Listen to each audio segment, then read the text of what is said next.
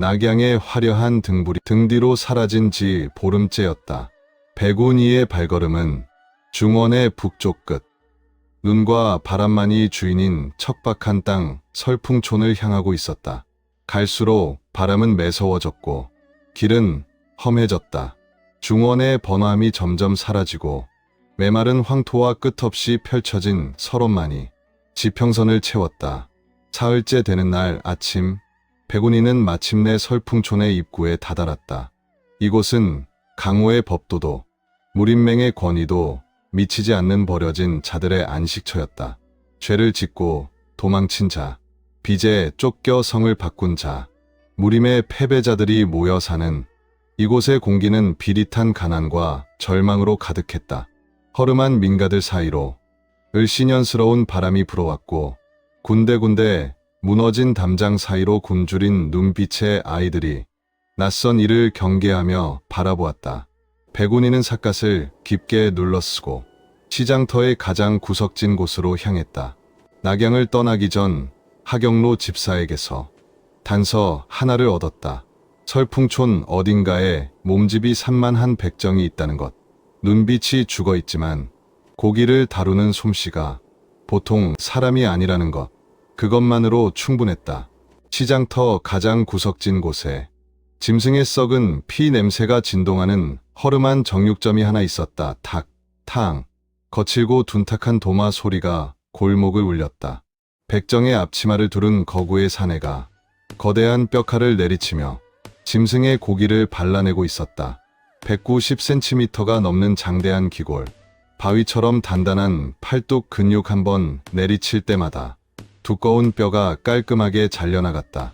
보통 사람이라면 10번 찍어야 할 것을 단 한 번에 하지만 그 압도적인 체구와 달리 사내의 눈빛은 죽은 물고기처럼 흐릿했다. 백운이는 정육점 앞에 멈춰 섰다. 그리고 말없이 그 사내를 바라보았다. 가슴 한켠이 묵직하게 내려앉았다. 10년 전 그는 남천의 방패라 불렸다. 남천 36검 중 수비에 특화된 초식들을 담당하던 그의 기공은 천하에서 으뜸이었다.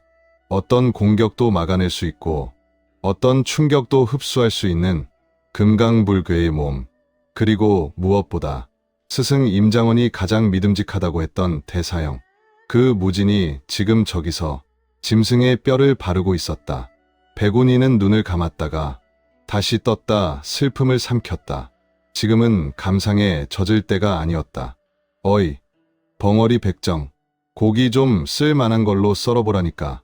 시장 골목을 어슬렁거리던 흥랑방의 왈패들이 정육점 앞을 막아섰다. 5명이었다.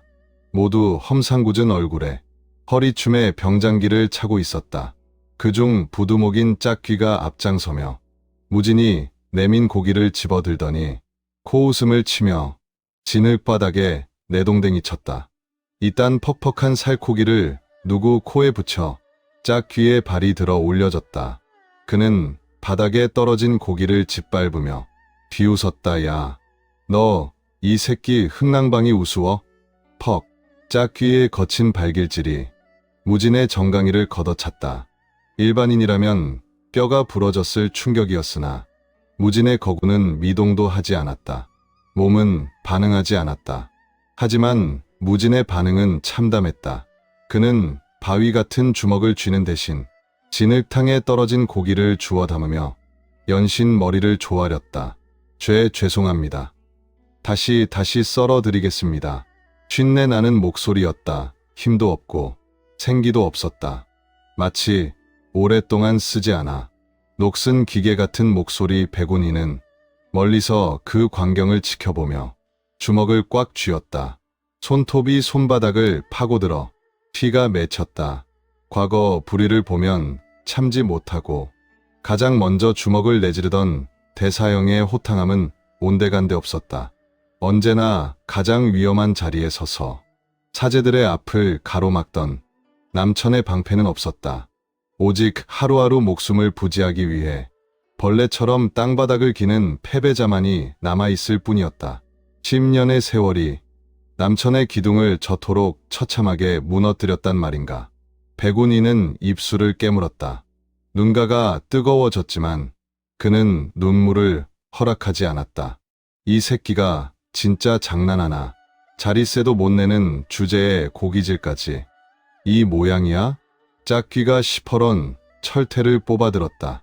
그의 눈빛이 흉악하게 빛났다. 웅크리고 있는 무진의 머리를 향해 철퇴가 천천히 들어 올려졌다. 무진은 피하지 않았다. 그는 눈조차 감지 않았다. 마치 그것조차 자신이 받아야 할 벌이라는 듯. 그저 고개를 숙인 채 기다리고 있었다. 그때였다. 백운이의 신형이 유령처럼 파고들었다. 캉. 맑고 청명한 쇳소리가 공기를 찢었다. 백운이는 검을 뽑지도 않은 채 천에 감긴 검짓만으로 낙하하던 철퇴를 정확하게 튕겨냈다. 짝귀는 소나기가 찢어지는 충격에 비명을 지르며 뒷걸음질 쳤다.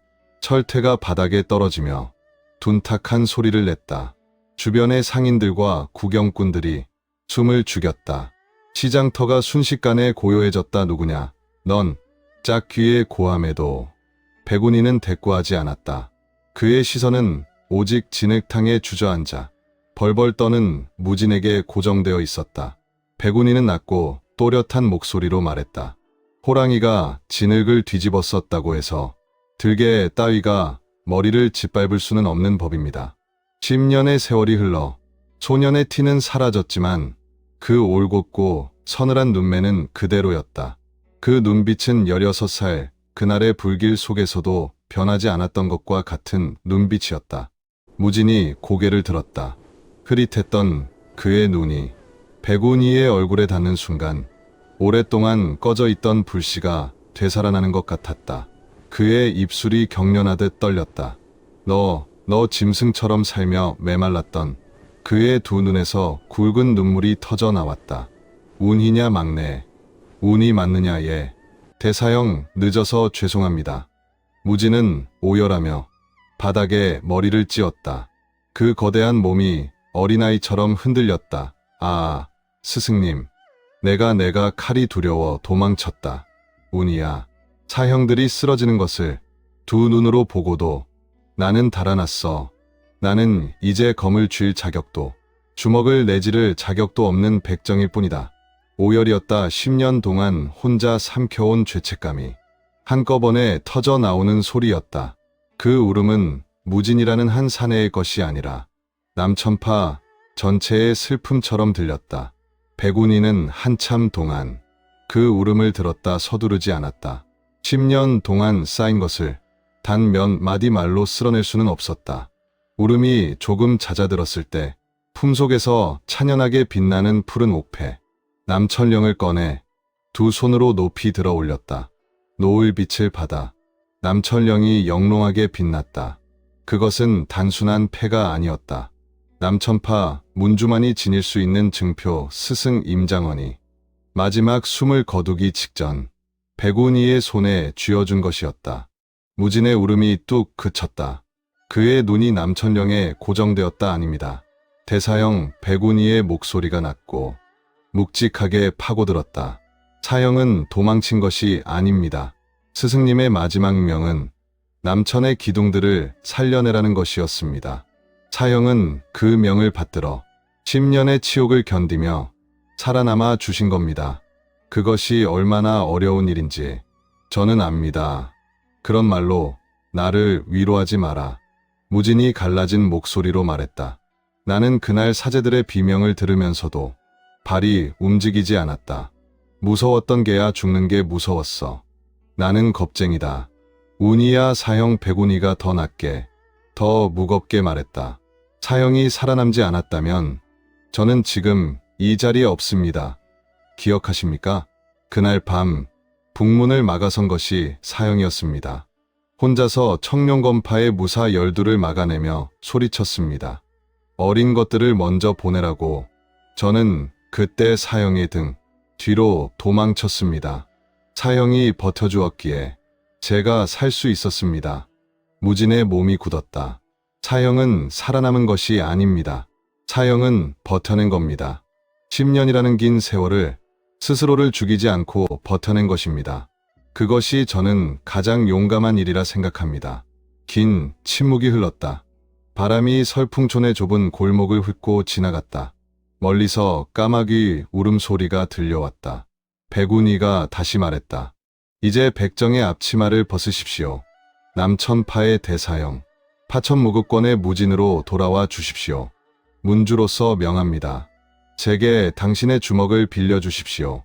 그 순간 시장터 저편에서 거친 말발굽 소리가 울려 퍼졌다. 우다다다 흥랑방의 방주 흑곰 조광이 50명의 왈패를 이끌고 시장터로 들이닥쳤다. 짝귀에게 연락을 받고 달려온 것이 분명했다. 그들은 각종 병장기를 들고 시장터를 가득 메웠다. 상인들이 비명을 지르며 달아나기 시작했다. 조광은 키가 6척이 넘는 거구였다. 그의 손에는 청룡도가 들려 있었고 눈빛은 흉폭했다. 저 두 놈을 포를 떠서 마을 입구에 매달아라. 흥랑방의 체면을 건드린 대가를 치르게 해줘야지. 50명이 일제히 달려들었다. 백운이가 검자루를 쥐려 하자 거대한 손바닥이 그의 어깨를 묵직하게 눌렀다 물러서거라. 문주 낮고 굵은 목소리였다. 10년 전 수많은 전장에서 남천파 제자들의 앞을 가로막으며 방패가 되어주던 그 목소리 무진이었다. 그의 눈빛은 달라져 있었다. 아까까지 죽은 물고기처럼 흐릿하던 눈동자가 이제는 새벽 별처럼 또렷하게 빛나고 있었다. 무진의 등 뒤로 거대한 내경의 파동이 일어나기 시작했다. 10년 동안 술과 자책으로 잠들어 있던 기공이 깨어나고 있었다. 눈보라가 역류하며 사방으로 밀려나갔다. 굽어있던 허리가 펴졌다. 구척 장신의 거구가 온전한 위용을 드러내자 시장터의 공기가 바뀌었다. 태산이 일어선 것 같은 위압감이었다. 달려들던 왈패들이 제 발로 속도를 늦추었다. 본능적인 공포였다. 저 사내에게서 흘러나오는 기운이 예사롭지 않다는 것을 그들의 몸이 먼저 느낀 것이다. 10년 동안 구정물 속에서 자책만 했다. 무진이 낮게 말했다. 그의 목소리는 더 이상 쉬거나 갈라지지 않았다. 깊고 묵직하게 가라앉아 있었다. 스승님께 고개도 들지 못하고 사제들의 이름도 입에 담지 못했다. 그저 살아있다는 죄책감에 스스로를 갉아먹으며 살았지. 그가 오른손을 천천히 들어 올렸다. 주먹을 쥐자 손마디에서 우두둑 소리가 났다. 얼마나 오랫동안 쥐지 않았던 주먹인가. 하지만 이제 알겠구나. 무진의 눈빛이 형형하게 빛났다. 내가 살아남은 이유는 남천의 적통이 돌아올 날 그 앞을 가로막는 모든 화살을 부숴버리기 위함이었다는 것을. 조광이 청룡도를 치켜들며 외쳤다. 잡소리 집어치워 죽여라. 무진이 포효했다. 설풍촌 전체를 뒤흔드는 울음이었다. 그 소리에 새들이 일제히 하늘로 날아올랐고 시장터의 천막들이 바람에 나부꼈다. 오른 주먹이 뒤로 당겨졌다. 남천제일권, 파천무급. 그의 단전에서 뜨거운 기운이 폭발했다. 10년의 분노가, 10년의 슬픔이, 10년의 죄책감이 모두 한 점으로 모였다. 태산압정. 쾅! 무진의 주먹에서 뿜어져 나온 투명한 강기가 폭풍처럼 전방을 휩쓸었다. 달려들던 왈패 수십 명이 비명도 지르지 못한 채 허공으로 솟구쳤다. 가벼운 나무십처럼 날아올랐다가 멀리 바닥에 처박혔다. 단 한 번의 주먹질에 흥랑방 50명의 진영이 통째로 붕괴된 것이다. 시장터에 적막이 내려앉았다. 조광은 들고 있던 청룡도를 떨어뜨린 채 사색이 되어 주저앉았다. 그의 눈은 공포로 가득했다. 방금 전 자신이 본 것이 현실인지 가늠조차 되지 않는다는 표정이었다. 백운이는 그 광경을 바라보며 말없이 고개를 끄덕였다. 남천의 방패가 돌아왔다. 10년 동안 잠들어 있었지만 그 힘은 죽지 않았다. 전투를 끝낸 무진이 거친 숨을 몰아쉬며 천천히 몸을 돌렸다. 그리고 백운이에게 다가와 진흙 바닥에 한치의 망설임도 없이 한쪽 무릎을 꿇었다. 남천의 불초 제자 무진, 진정한 문주 앞에 귀환을 보고합니다. 그의 목소리는 떨리고 있었다. 하지만 눈빛만은 형형했다. 명을 내려주십시오. 백운이가 그의 앞에 앉아서 천천히 말했다. 일어나십시오. 대사형 무진이 일어섰다. 그가 완전히 일어서자 두 사람의 키 차이가 확연했다. 하지만 그 순간 두 사람에게서 흘러나오는 기세는 어느 쪽이 더 크다 할 수 없이 동등했다. 그날 밤 설풍촌의 허름한 주막, 무진은 수염을 깎고 정갈한 무복으로 갈아입었다. 10년의 때가 벗겨지자 과거의 위엄이 조금씩 되살아났다. 굳었던 어깨가 펴지고 눈빛이 다시 형형하게 빛나기 시작했다. 두 사람은 마주 앉아 뜨거운 술 한 잔을 나누었다. 말이 없어도 괜찮은 침묵이었다. 10년의 세월이 많은 것을 앗아갔지만 사형제 사이의 정만큼은 앗아가지 못했다. 술잔을 내려놓은 무진이 먼저 입을 열었다. 그래서 이제 어디로 가는 게냐? 문주 백운이가 품속에서 낡은 지도 한 장을 꺼내 펼쳤다. 호롱불 아래 지도의 선들이 일렁였다. 낙양으로 돌아가야 합니다. 백운이가 지도 위에 한 지점을 짚었다. 하지만 대회장으로 가는 것이 아닙니다. 놈들의 숨통을 조이려면 먼저 그들이 가진 돈줄부터 끊어야 합니다. 남천의 재산을 가로채 무림맹의 자금줄 노릇을 하는 금룡상단을 찾아갈 것입니다. 무진의 눈빛이 날카로워졌다. 금룡상단 그놈들이 남천의 재산을 손에 넣었다는 소문은 나도 들었다. 낙양지부의 토지며 재물이며 전부 가로챘다고 그렇습니다. 백운이가 고개를 끄덕였다. 하지만 금룡상단이 중요한 이유는 재물만이 아닙니다. 그들은 무림의 정보를 돈으로 사고 파는 곳이기도 합니다. 그 장부 안에는 살아남은 남천의 사람들에 대한 정보도 있을 것입니다. 무진이 거대한 주먹을 꽉 쥐었다. 자성이와 다른 녀석들 말이냐? 그렇습니다. 금룡상단을 굴복시키면 자금과 정보를 동시에 확보할 수 있습니다. 그리고 그 정보로 나머지 사형제들을 찾을 수 있습니다. 무진은 잠시 생각했다. 그의 두꺼운 손가락이 지도 위를 천천히 두드렸다. 금룡상단의 경비가 만만치 않을 것이다. 사파의 무사들을 고용해 상단을 지키고 있다는 소문이 있었는데 알고 있습니다. 백운이가 말했다. 하지만 지금의 우리라면 가능합니다. 무진이 피식 웃었다. 10년 만에 보는 대사형다운 호탕한 웃음이었다. 좋다. 배신자 놈들에게 우리가 진 이자를 톡톡히 받아내야지. 백운이가 지도를 다시 접어 품속에 넣었다. 준비되셨습니까? 대사형? 무진이 자리에서 일어서며 대답했다. 준비는 10년 전부터 끝냈다. 그가 허리를 한번 크게 꺾었다. 우두둑. 오랫동안 굳어있던 관절이 풀리는 소리가 났다. 가자. 문주 두 사람이 주막을 나섰다. 설풍촌의 밤하늘에는 별들이 총총 빛나고 있었다. 차가운 북풍이 불어왔지만 두 사람의 발걸음은 흔들리지 않았다. 남천의 방패가 돌아왔다. 이제 혼자가 아니었다. 그리고 배신자들의 상단을 향한 피의 정산이 머지않았다. 두 사람의 그림자가 설풍촌의 어둠 속으로 나란히 사라졌다. 그 뒷모습은 고독했지만 그 기세만큼은 어떤 것도 막을 수 없을 것 같았다.